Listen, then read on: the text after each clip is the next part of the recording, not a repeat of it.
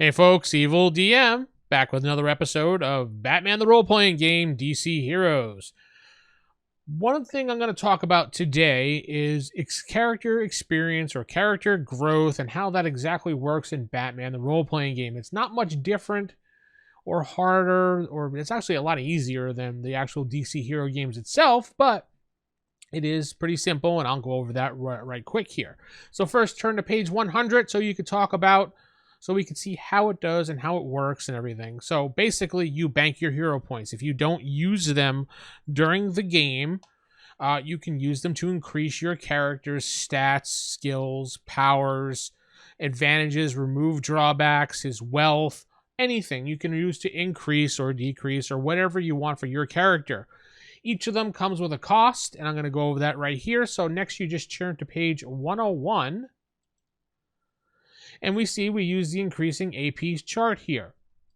Now, basically to do this, you're going to want to look at the chart. So if we're doing an acting or opposing attributes here, which would be dexterity, for example, say I had a 5 in my dexterity, and I wanted to raise it to an 8 because I got a whole lot of points banked up and I want to be a badass. Okay.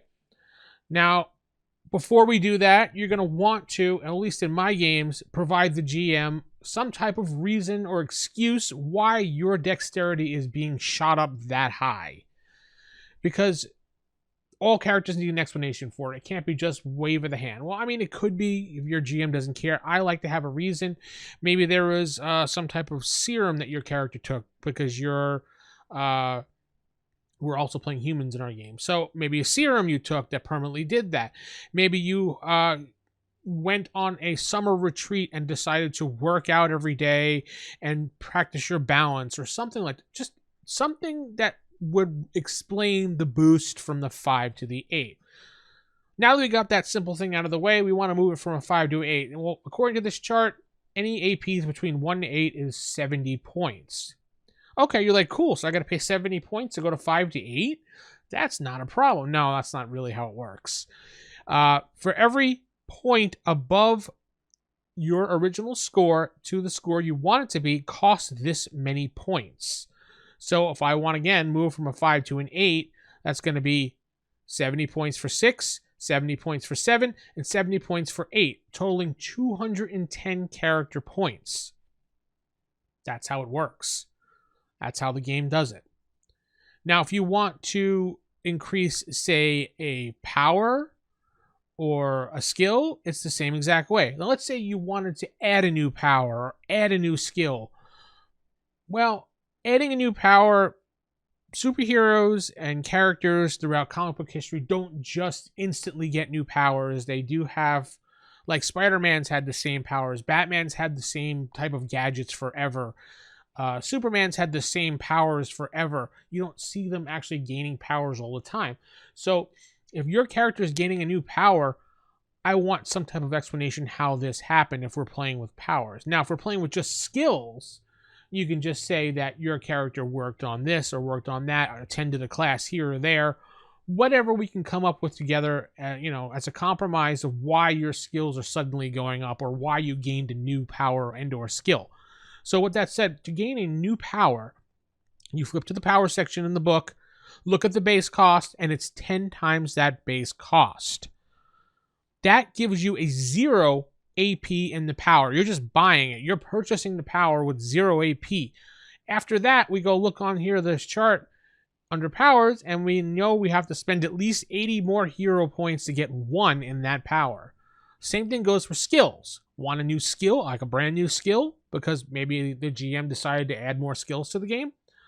Go to the skills section, look for the skills, see how much the base cost is, times it by 5, gives you a 0 AP in skills.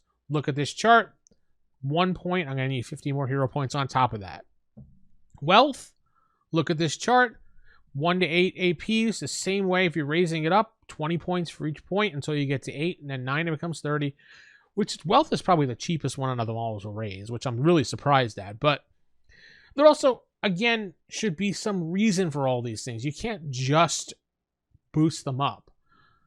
In-game, you have to explain it somehow, and that's what I require. Maybe you want to call me a hard ass for that, but I like to have explanation for things in game. I don't just like to be like, man, done. You can also get new advantages. Again, need some kind of reason, but go to the advantages section and it's 5 times the cost for the advantage. Again, it tells you right here, subject to GM approval. So again, you might want to give me a reason why you're getting a new advantage. Maybe after a couple months of playing, you want to get city knowledge. And you're like, oh yeah, well, we're in Gotham. I've been fighting for this long. I will start to know things. Oh, okay, that's a good reason. Okay, we'll give you the city advantage. You can get a little bit of it. That works. Makes sense. Drawbacks can be removed the same way, 5 times the cost, but need to have a back reason or a backstory why you're getting rid of that drawback or how you overcame that drawback. Again, some GMs do it their own way and don't care and be like, meh, you spent the points, I don't really want to bother with it. But I'm more of a story-focused GM, so I like to know how the character is growing in my campaign and how I can help that character grow and how he can participate in the game and how he can be involved with the story. Also, this does note that if during the game the GM assigns you a drawback based on the situation, such as, like it says here, you did some type of crime and now you're wanted by the Gotham City Police Department and you have the criminal background or mistrust or something like that by the police, and you're assigned mistrust, police, or something like that, you don't get the hero point award as if you were getting it during character creation. So they just wanted to point that out because I think some people were a little confused with first edition, thinking they were getting the reward if they were assigned the drawback when the GM did it during the game, which you don't. It only happens during character creation. All right, so that's how you increase your character.